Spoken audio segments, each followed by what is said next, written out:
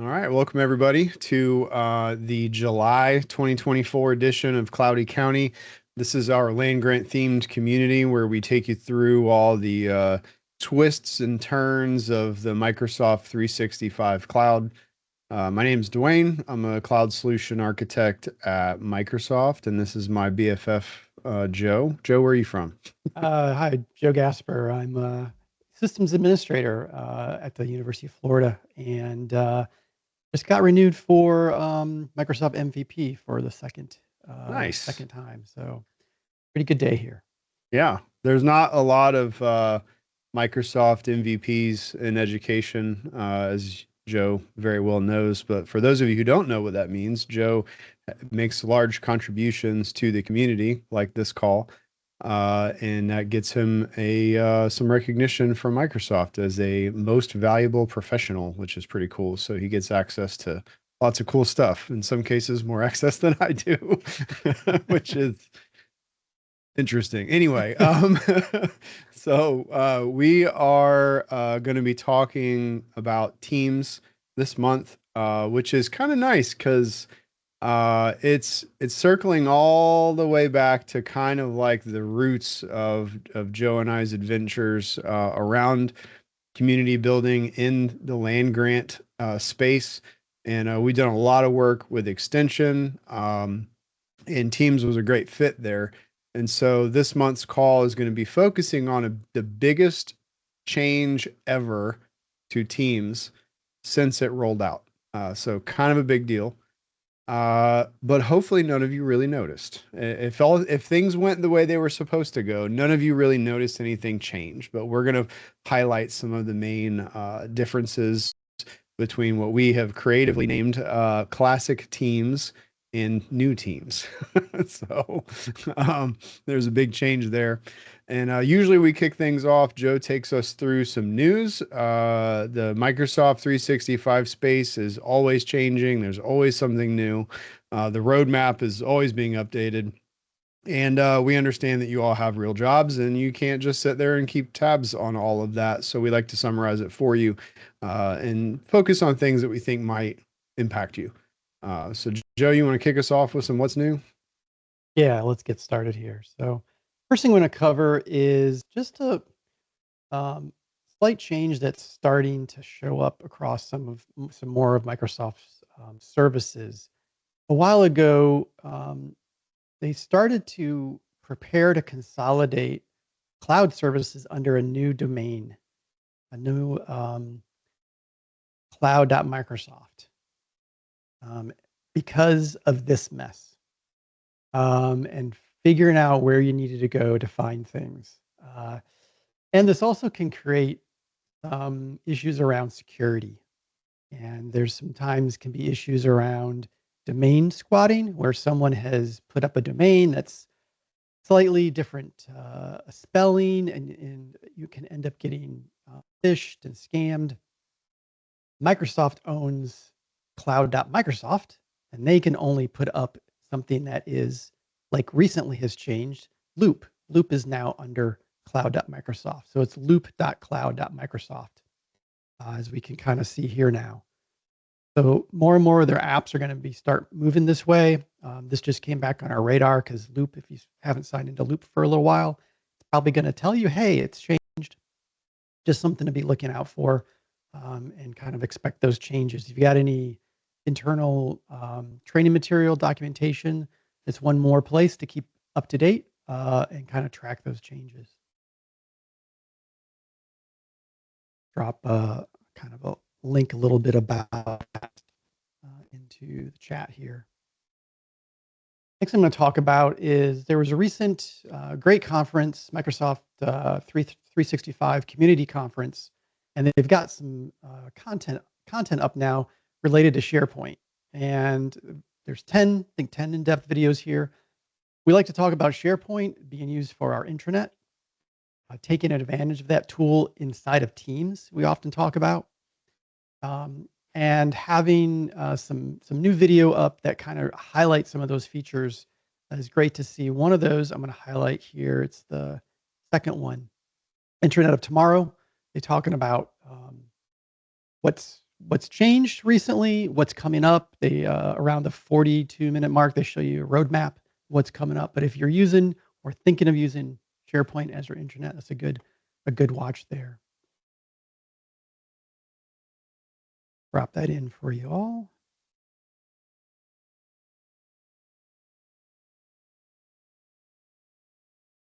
Next thing that has released that we're going to talk about is an approvals capability right inside of Microsoft Word. I'm going to drop over to office.com, go to Word, and I'm going to pick a file here.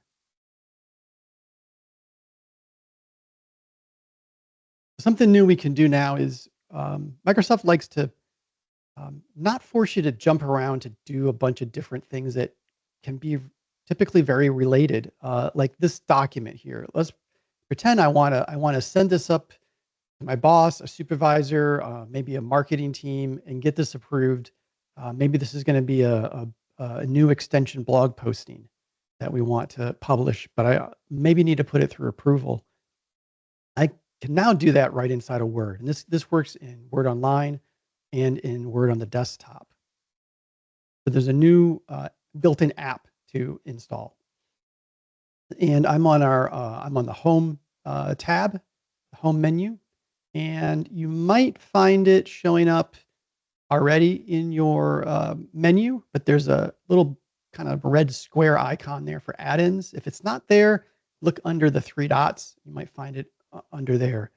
But in add-ins, you can just type in approvals. You should start seeing a new approvals app. There's another one called dog food. Dog food is a good terminology that usually I would say is probably something internal, like Microsoft level. They should only be using that. Don't pick that one, I would just say. Pick the one that's just named approvals. We're going to get a little sidebar here that opens up. And this is going to allow us to do a very easy approval process to send this to one person or a group of people. I'm going to get this into a new approval request system. You can easily jump right into just a basic request. There are some templates you can explore, but a basic request is pretty straightforward. I can put in somebody's name that I want to approve this. If I want several people, I can put in a 2 or 3 people's names here and put them in order, and it can kind of go through a 2-step or 3-step process if I want to. Give it a priority, importance level, some additional details here. I can get a custom response here if I want. Typically, it's just going to be approved, not approved. So I can, let me send this off.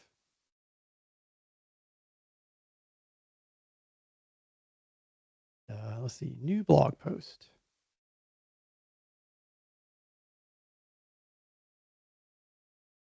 And that's going to generate an approval step. And right inside of Teams, there's an approvals app. And that can be integrated and be seen right inside of the Teams app or email notifications and things like that. If we've done some testing with approvals before, I'm going to go into Teams now. I'm going to go look for the approvals app.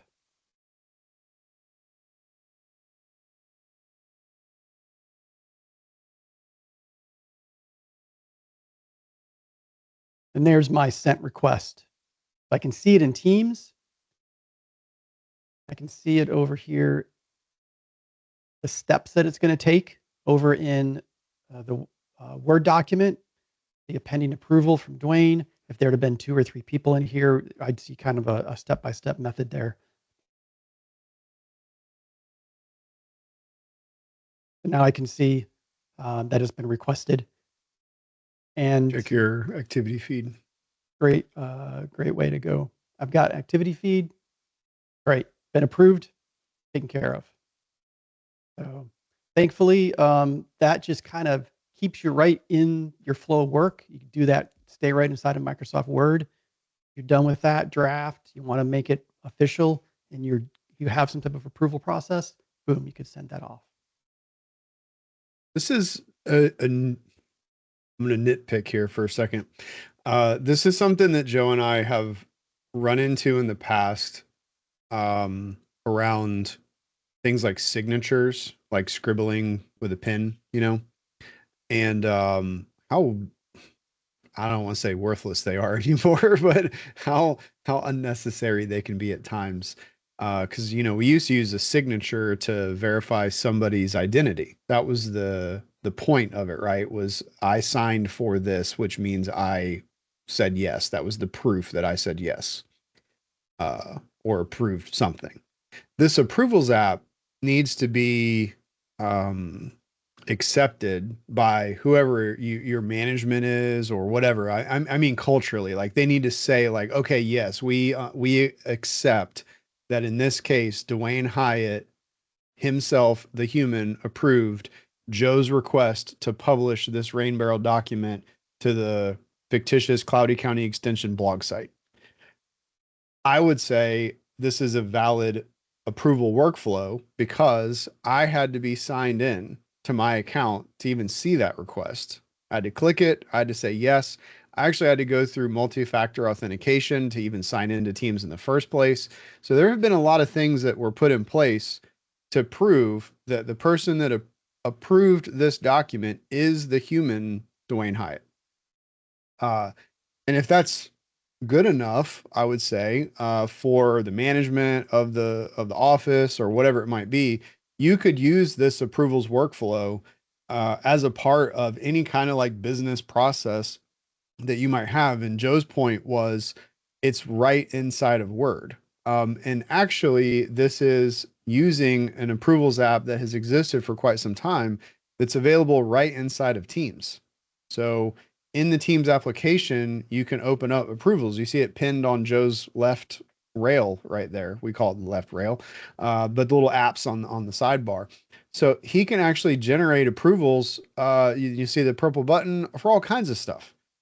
Can I take Friday off, boss? Or can I travel to XYZ place? Or can I use the Ford Explorer for the day? Think of all the things that might require a higher level or higher levels of people to sign off on.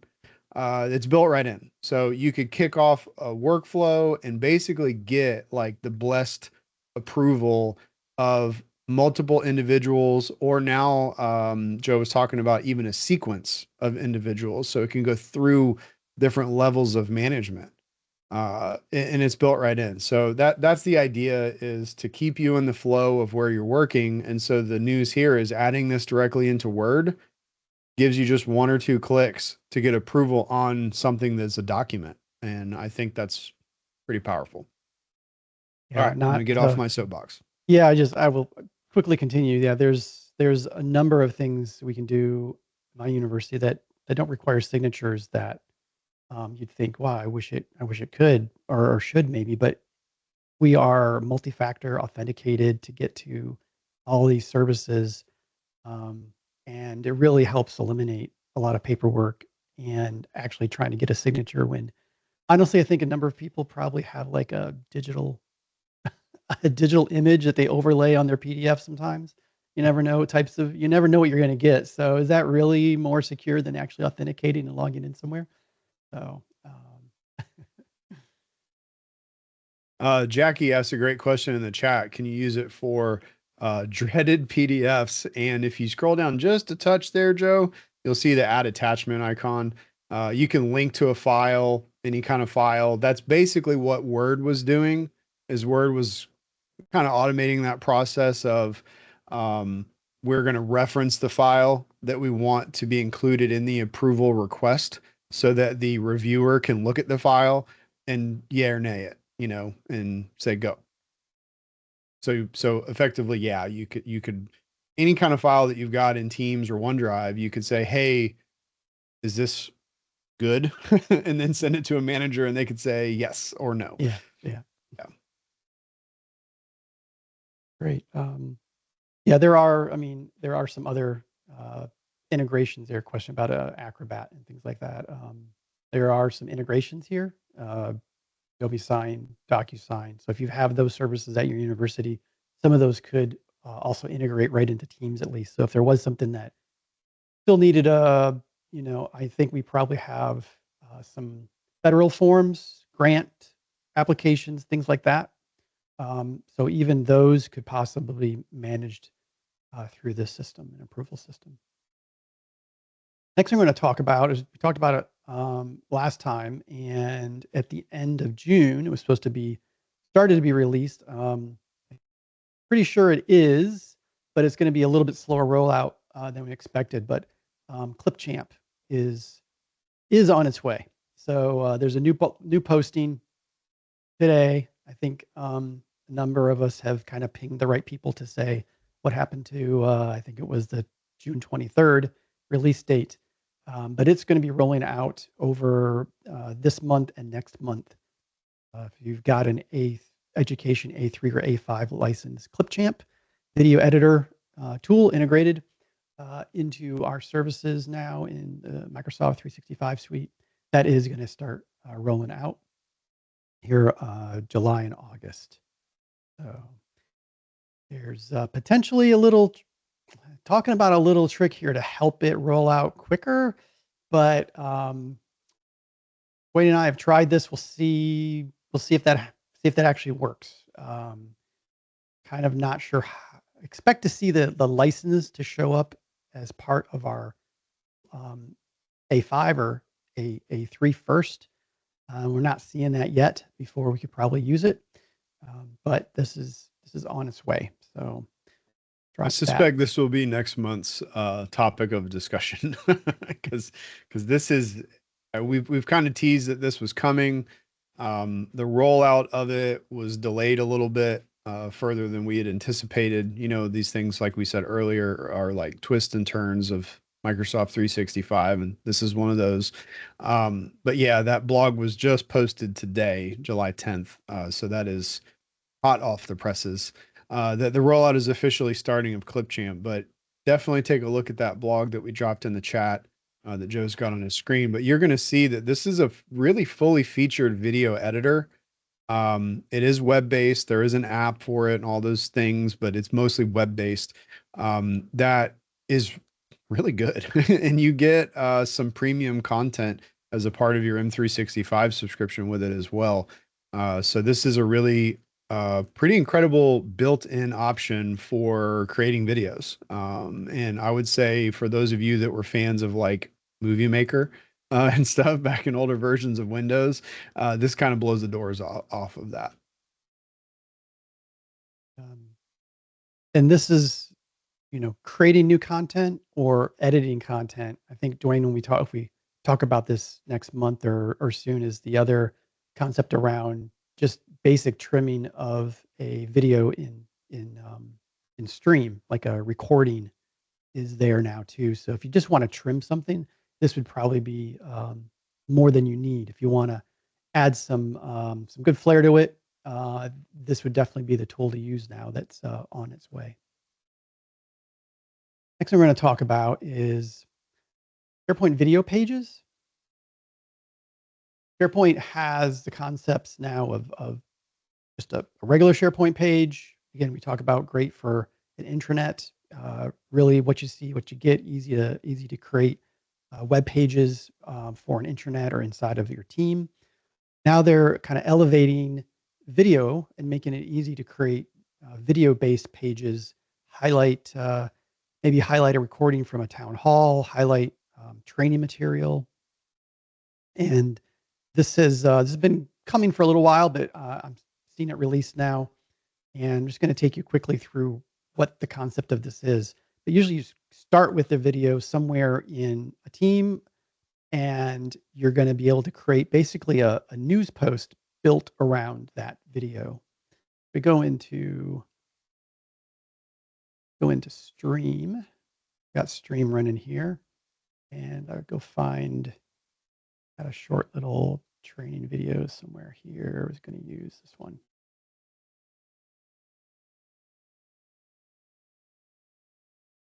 So just a short little video of some sort.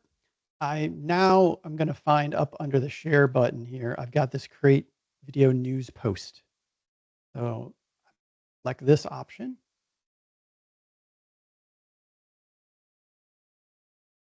This is going to start walking me through a wizard.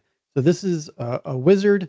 It may look familiar if you've used what are called news posts in SharePoint before, a way to maybe in your intranet every 2 weeks. It's very easy to create a posting into your team that is maybe an update for the last couple of weeks or last month of things that have been happening in your team or the project that team is related to.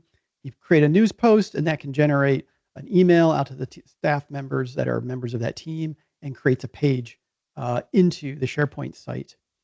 This is going to do the same thing. So I've got some templates here. I've got training. I've got a recap template. It's just a straight up message template. This one, I'm going to just choose the training template. Gives you an idea what this is going to look like. So I'm going to use that template, and that will bring me into the edit mode. This is very familiar if you've been working with SharePoint pages. That's what we've got. We've got kind of a pre-built template, number of web parts in here. I can come in, update, edit, remove. But this is now set and ready to post and to email. So I could post this and email it. Post it. It's going to create a SharePoint page in the team. Post it into into the SharePoint site, part of the team. It'll create a page and push it out to your members. You can email that around. And also, when that email arrives now, this video is embedded inside of that email. So I've done that already as a demo. And here's where I've sent this message. This is what it looks like when it comes through in an email. I've got the video right inside. It'll play right in your email. Great for your, again, intranet, internal types of emails. Looks great, responsive. So that's built right in now as a video pages. This is links about those in. Yeah, this has a commonality with how we proposed folks use Microsoft Loop. If you put the content that you want the person to look at directly in the email, where they can watch it or edit it or interact with it without having to go to another website, you have a better chance of them looking at it. Because when you say like, hey, check this video out, and they have to click a link and go somewhere else, you've now made them change their context. They've switched to a new application. Maybe they're in their web browser now, and they're like, oh yeah, I had this other tab open. I forgot I was working on that. And then they lose track. Having the ability for this to render directly in Outlook and play right inside of Outlook, I think is that's a huge value. It's right where they're already looking, and you heard us say it before, in the flow of work. That's the goal. Keep people in the flow of where they already are without making them have to do more stuff.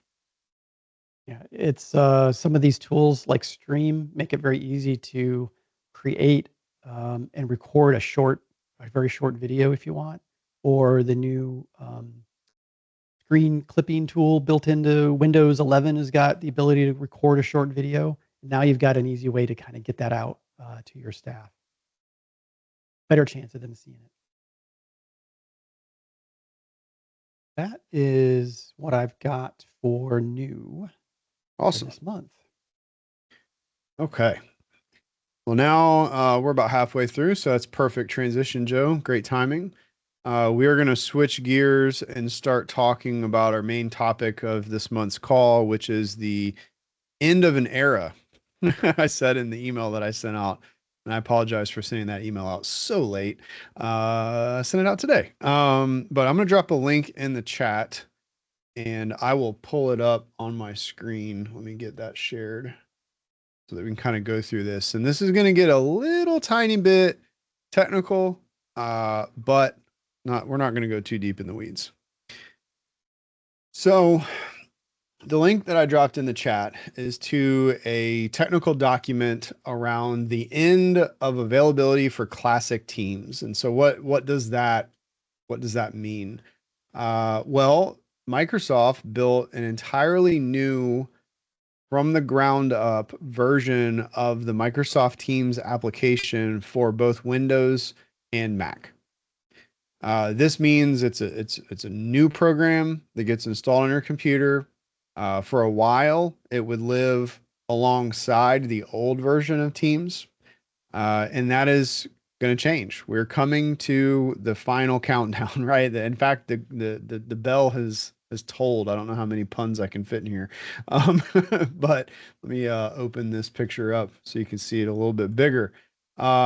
This is the timeline, and I realize this one is really complicated. There's a lot of variables here, but really the only thing that matters is this part right here. You see these gray boxes, these indicate the end of support for classic Teams, and that was on July 1st. So July 1st, no longer is Microsoft going to be accepting support calls or telling you like, hey, we'll fix that little bug you have in Teams. The answer is you should be running new Teams. We will be back to finally a situation where we just have one Teams app instead of two. But I want to take a minute to, I don't know, kind of reflect for a second. The old Teams client was great. It's been around for a really long time. We're Joe, like I said, Joe and I kind of started our journeys of these calls together around Teams. That was the beginning of all this kind of stuff, and it was great. It transformed how people work. Our extension agents at UF had a lot of exposure to Teams, and a lot of data got put into Teams, and communications and meetings started happening in Teams. It was a big change. However, the old Teams application had a few things that kind of like sore spots that kind of shined or stuck out. The biggest one was the amount of RAM or memory on your computer that it would consume.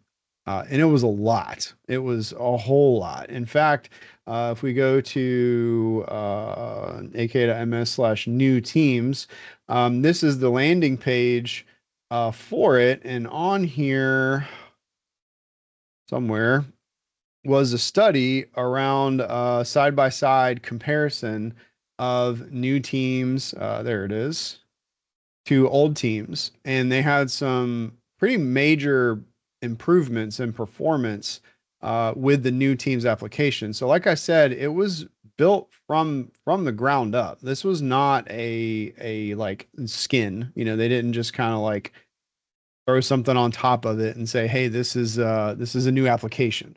This was completely re-engineered. And it's 50% of the memory consumption of the old Teams client. Now, what does that mean for an extension agent? If you have a laptop and you are mobile, out in the field, you work from a laptop all the time. We had lots of agents that was all they had was a laptop, and they would come into the office and they'd have a docking station. They drop it on the docking station. Well, if your laptop wasn't like, a serious workhorse laptop, had 8 gigs of memory, maybe 16 gigs of memory, old Teams could have been using half of that. And that's a lot. That's too much for one singular application, to consume that much memory. So there's a real quick, new, Dwayne, especially in that case, is the reduction in energy usage too, something around 50%. So yes, extending battery life when we know you're out in the field somewhere is very important too. Yes. Yeah, this was the thing I was looking for. I'll drop this in the chat for all of you to take a peek at if you really want to dig into the nitty gritty and the nerdy. This is the kind of like side by side comparison of the classic to new. And to Joe's point, yeah, like battery life, energy consumption, memory consumption, lowering all of those things, and you're going to see like things like time to join, switching between channels and chats, like all of these things were improved greatly. Like, look at this metric. I know we're talking milliseconds, or no, this is seconds, 9.6 to 4.7. So yeah, like almost literally twice as fast. We've got consumption of disk, we've got memory consumption here, 52% improvement. That's huge. So this is the biggest reason why we're going to want you to be on new teams. Obviously, the current reason is classic teams is no longer supported. But Joe and I have made jokes before about saying, we kind of feel like classic teams, it deserves a elaborate, like Viking funeral. Kevin Hill had said like into Valhalla or something like that, where we send it off on a burning ship or something into the sunset because it was a workhorse for a long time. But here's new teams. So it's on my screen now. The first thing that all of you will hopefully be able to use to notice if you're running new teams or not is there's this little blue smudge underneath the icon that says new. So just look for the little bright blue icon. This will eventually be going away.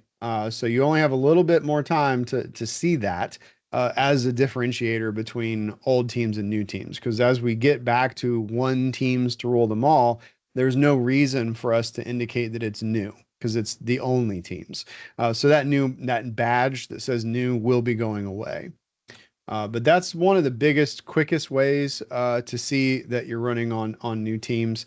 If you're still on classic teams, you're actually going to start seeing some things. Let me find it.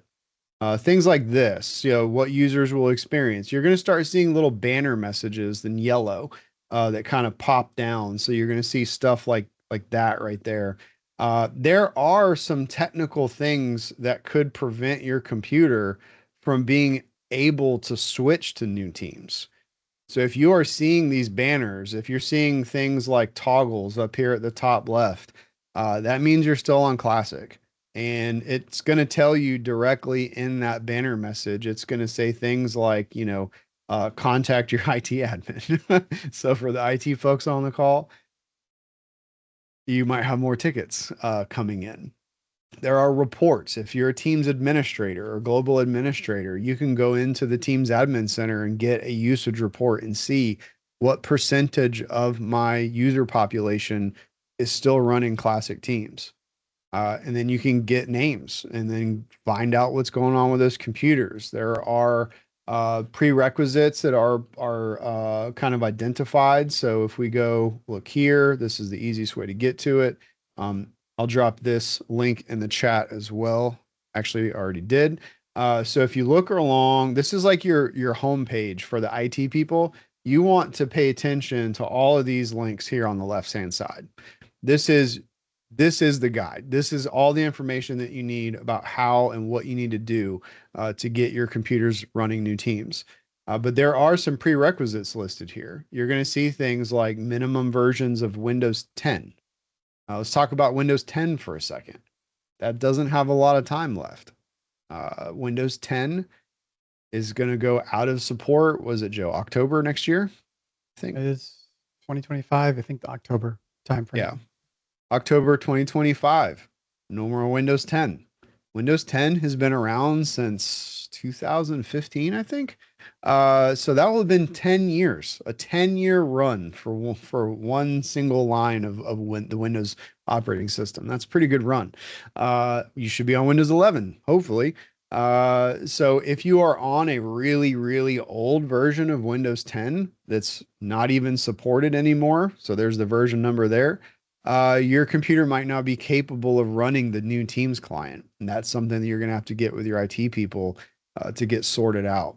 But there are a few other, like I said, we're going to get a little geeky, but we're not going to get too far down the rabbit hole of things that you should be aware of that are required in order for your computer to be able to even run new Teams in the first place. So if you take anything away from this, open up Teams, look at it, see if you have the blue smudge. If you don't, call your IT person. That's just what I would do. Say, hey, some nerds on the internet told me that I should be running new Teams. Why am I not running new Teams? Go check it out.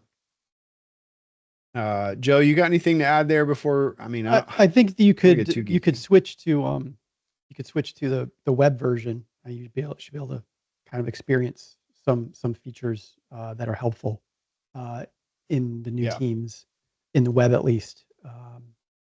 Yeah, that is that is kind of the path. If you are on a computer that for whatever reason cannot run new teams, you may be rerouted to the web. But you'll actually see, let me zoom in here. You'll actually see in the address bar, even the web version of Teams has been updated. So you'll see the V2 there. So this is new Teams for the web. But yes, Joe's right. You could use that as well. So run into, sorry, Talk to your IT though. talk Just to your IT. get Sorry, I got get sidetracked upgraded. by Greg's chat there. He's running this on Linux, which this is the application for Teams on Linux. You could install this as a what they call a web app, progressive web app, and use that there. You'll see I have that available to me. But yeah, web is a good secondary, kind of fallback. But yeah, contact your IT people if you don't see that new Teams or that new smudge located there. You may also see other messages. Let me see if they're actually on this document. You're going to see things like Classic Teams isn't needed anymore. We're going to uninstall it in a couple of weeks. Stuff like that might pop up. For the IT people on the call, we're going to try our best to clean up, but there are still things that you have to do to uninstall the Classic client. So read through some of these documentations around things like bulk upgrading, doing uninstalls. Those types of things are going to be very important for your workflows for creating new computers, getting unboxing and reimaging or whatever your process might be, making sure that your users start off with the new Teams application. You don't want to load a brand new computer with Teams Classic and then give it to the user and then them immediately have to update it. So read through, especially this bulk upgrade right here. That's going to have lots of information about if you're using Configuration Manager or Intune or something like that. You could read through this and get a lot of value out of this on how to install the new Teams client in mass. But hopefully, like I said, kind of in the beginning of this call, if everything went the way it was supposed to go, you didn't really notice much. You might have got a pop up that said, hey, your organization is switching to new Teams, switch now, something to that effect. But when you look at the Teams application, like here it is on my screen, it doesn't look a whole lot different, right? Let me make it bigger. It doesn't look a whole lot different. It shouldn't. We didn't want it to. We don't want it to be a shocking new interface with lots of new buttons and a big learning curve of what do I have to know how to do in order to use this application. That wouldn't have been wise. This is really an under the hood performance increase in all around new framework for how to run the Teams desktop application, and everybody just benefits from faster computers now, which is fantastic. There are some applications, however, that are new. So we're going to take you through a couple of those things and talk about them. So if you are running the new Teams client, again, hopefully all of you are, you should be able to see these things. So we're going to start off by talking about one or two apps that are available only in new Teams. The first one is called Meet. So I have Meet pinned to my left rail. The left rail is, this whole thing right here on the left-hand side. So I've got Meet pinned. If you don't have it there, you can click on apps, or you can click on the three dots. You can search for it. Whoops, search, click. Oh, I can't click in there for some reason. Click, there we go, Meet. You should be able to search for it and find it. I've already got it pinned, so it's already there. But this application is a one-stop shop to see all of your meetings that you've had over the last, month. This is a great way to go back and find what we call artifacts. So when you have a meeting, you generate information. You whether you want to or not, you generate information. You're going to have things like the chat. The chat has information in it. The chat on this call has information in it. This call is being recorded. That's information. Because the call is being recorded, it's also being transcribed. So now there's a transcript. I'm the meeting organizer, so maybe I'm curious about the attendance. There's an attendance report. All of those things are what we call meeting artifacts, and those are valuable pieces of information that are connected to that meeting. The Meet app is a way that you can get to all of that information really quickly. Previously, you would have gone to your calendar, scroll back, go through, oh, I want to look at, this meeting and I want to see the stuff.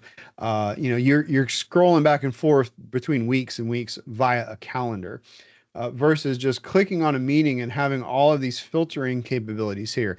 Like, oh, I know that I was supposed to make that meeting, but I missed it. I want to go back and watch the recording.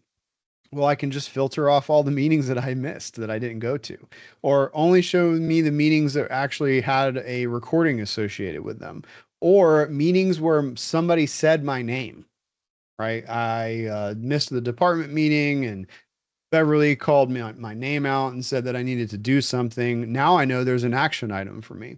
So these filters here and keyword filtering make it really easy to catch up on meetings that you've missed or just meetings that you want to go back and review those artifacts that were generated from that call. This Meet app, only available in new teams, and very, very powerful. So definitely check that out. See if you've got it. We also have people. So a few things that are coming to this is the ability to follow the status of certain individuals. That was something that was available in Teams Classic, isn't yet available in new teams, but is going to become available. Sometimes people like the ability to click on someone and say like, hey, show me when this person becomes available. I want to know when Adele comes online because I need to talk to her. So you could do that. But the People app is going to be where you can bring people together, make like kind of like contacts. I think it would have been called contacts previously. And so you can add people here and see their status kind of at a glance, which is pretty nice. So you add categories to them. So maybe you can make a category for like all your help desk technicians. And so you could see at a glance the availability of all the help desk people or your office people, whatever group of people you might be interested in. You can kind of organize that and see all those people together and then get their status. And so if you've got a customer or somebody's calling for help, you can say, "Oh, let me look and see who's available real quick." Okay, I see Adele's offline, Dwayne's yellow, and Joe's green. Call Joe. So that's another one there that's pretty big. Uh, One of the biggest things about the new Teams application is its ability to run inside of multiple organizations at the same time. So some of you may be familiar with this menu up here where you click your picture and then you see the different guests memberships that you have to other, what we call tenants, likely other universities. And you can switch over and see what's going on over in that other university or that other organization. That process was, what would you say, Joe? It was funky, maybe. Yeah, definitely cumbersome. Yeah. So now the new Teams application has the ability to run inside of multiple organizations all at the same time. So when I clicked this, that was the switch. That's how fast it is for me to be able to switch back and forth between my home base and the guest that university that I'm a member of. So this is super fast, and I love the fact that this is what we call multi-tenant aware. It has the ability to operate in multiple tenants at the same time. You'll also see a new notification center next to that. So we have this little bell right here. This bell, not connected to this bell over here. This is for internal activity. This bell is for external activity. Did somebody in another, I'm a guest in the university of whatever, and they mentioned my name, right? Or, they said they tagged a team channel that I'm in. You're going to be aware of that activity without having to proactively go into that organization's Teams environment and look. you used to be completely blind to this. So on Teams Classic, you had no idea what was going on. You might receive like a missed activity email. That was the most prevalent way of actually knowing that something was going on in another organization was you'd get an email. Well, if Teams, the idea of Teams is to make you not have to go live in your email. So that did make a lot of sense. But you're going to see things kind of leak across from those different organizations. So if I say something like, hey, Cloudy County, I'm going to say, hey, Nestor, welcome to Cloudy County. So I'm going to send this message to Nestor, who is a member of the Cloudy County tenant. And when I hit enter on my keyboard, there it goes.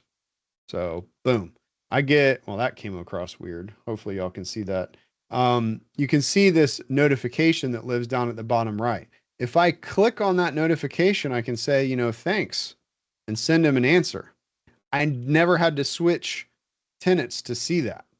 And I have my little bell there. You might have saw that for a second. So I'm going to say no problem and send them another message. No problem. So now we are chatting. I can click on that chat and I can now open it in its own dedicated window.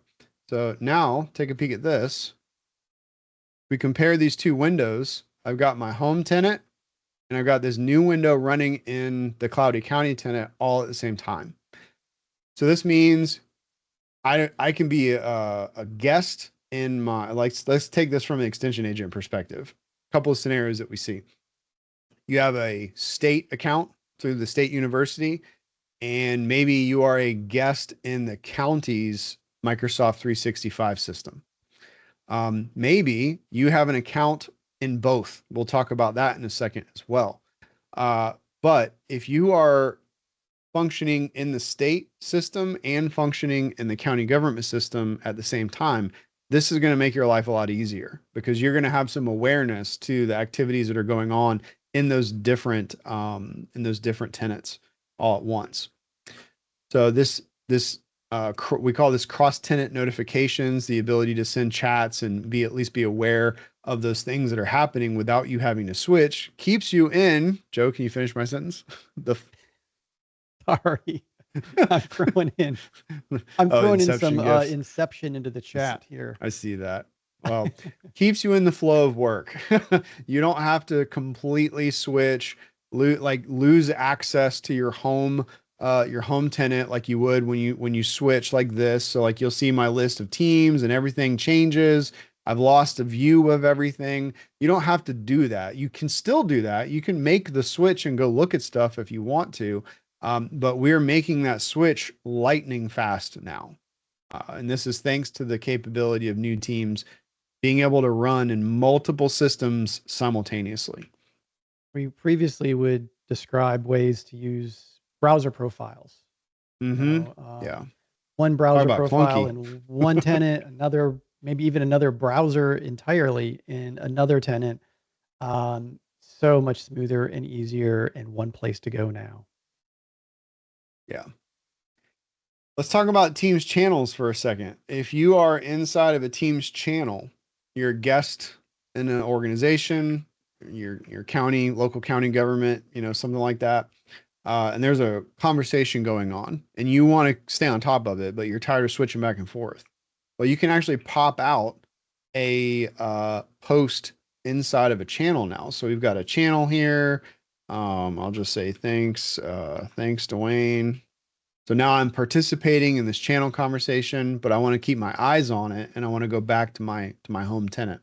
If I hover over it, click the meatball menu, I'm actually going to see open conversation in a new window. So now I can pop that out into its own window, and now I can switch my main window back home. And now I've got this window here, similar to what I just demonstrated with a chat. I'm now doing it with a conversation occurring in a channel.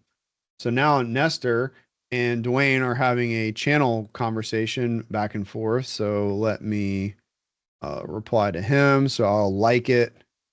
And I'll just say, no problem. You can see that's live. So I get to see that happen while I'm still looking at like, oh, my class or my own home office team or something to that effect. So this cross tenant notifications and the ability to pop windows out from multiple tenants, super, super valuable. Let's talk about multiple accounts. So being a guest in another organization is one thing. So that assumes, like, if we again go to the extension agent perspective on this, and if I'm off base with how extension agents operate out there, please let me know. But we've seen a couple of different scenarios where, number one, the state university issues you an account and you use that account only, and you may use that account to work with your local county government. The other scenario that we see is you actually have two accounts. So now you have dual identities. You have one completely separate account from the state. You have one completely separate account from your local county government. That situation is called multi-account. So we had multi-tenant awareness. Now we have multi-account. So you can add a completely separate account. You'll see add another account right there. I could add a whole new account here. So I'm going to be both Beverly Crusher and Nestor Wilkie all at the same time. If I can remember Beverly's password. And we'll sign into this app here. There we go. So now I've got two accounts signed into the same application at the same time. So just like I could switch back and forth between multiple Teams environments, I can switch back and forth between multiple separate accounts. So if you are one of those extension agents that has a state account and a local county account, well, now you can add both of them to Teams, and all those notifications that I was talking about that were coming through, like, getting pop-ups and chat messages flowing back and forth, all of that still applies in this scenario. So Beverly will receive chat messages and Nestor will receive chat messages in the same application without having to switch back and forth. So that's hugely powerful, and I think hugely applicable to the land grant, space, especially in extension, because a lot of you have that dual identity nuance to your job burden. I was going to say burden, but it happens. It's just the reality of the space, I guess. Joe, you got anything on that? No, I mean that's one of the keys for a number of our counties taking advantage of that. So Yeah. definitely something to talk about and make sure that if you're in a EDU with extension where you are separate accounts like that, this is like one of the number one things to start being able to take advantage of. Yeah. And it's different. It was different throughout all of Florida. We had a saying of we have 67 counties in Florida, which meant we had the pleasure of negotiating with 67 different governments. So different counties do it a different way. So I'm sure this is applicable to at least one of you on the call that you have two accounts that you have to manage. The one thing I'll say that it doesn't do is it doesn't magically consolidate your calendar. Calendaring is challenging. So you will have two separate calendars available to you, but you'll really quickly be able to toggle back and forth between those two identities and those two calendars. My recommendation is just invite your other self to all of your appointments. That's the only, I mean, if we could figure out how to make that fluid and easy, we'd really be onto something. All right. Well, we just hit time, so that wraps us up for the presentation on new teams. The takeaway here is be on new teams. If you're not on new teams, ask your IT what's up and try to figure out a way to get there. We'll kill the recording off and stay on the call for a little while longer. If you want to ask some questions or have us dive into something a little bit deeper, we'd be happy to do that. So thanks everybody for hanging out with us. We really appreciate you taking the time out of your day. Thanks everybody.